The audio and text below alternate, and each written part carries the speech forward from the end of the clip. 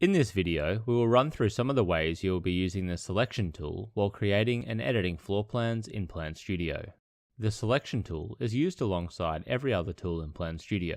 When using the selection tool, the options available will vary depending on the item or items being selected.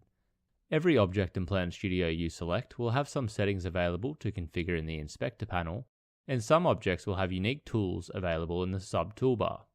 Selecting objects will also enable the options to deselect, delete, copy, cut, paste, and center on screen. When selecting walls, you will have the option to mirror and flip the wall, as well as rotate it with these buttons. A manipulator arrow will also appear in the sub-toolbar, which allows you to see and edit the nodes of the walls. You can use this to extend or reduce the size of walls, as well as use the toggles to curve the walls. When selecting doors, you will have the option to again mirror and flip as well as rotate, and now an arc mode will be available in the sub-toolbar, so you can edit the door swings. Some door types, such as sliding doors, will also have different configurations available in the Inspector panel.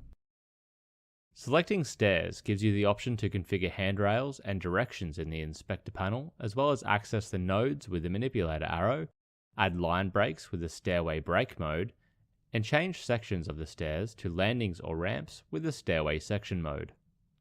Selecting features will allow you to mirror, flip, and rotate, as well as access the manipulator arrow. Fixtures can also be resized manually by dragging them from the corners, and you can hold Shift to lock the proportions.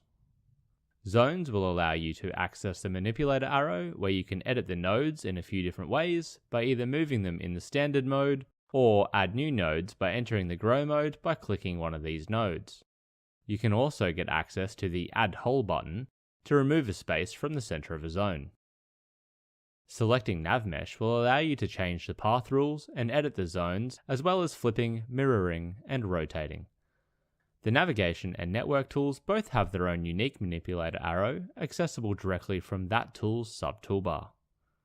Selecting equipment with the selection tool will allow you to move it around the floor plan, as well as access the Inspector panel, where you can edit their data fields and change icon settings.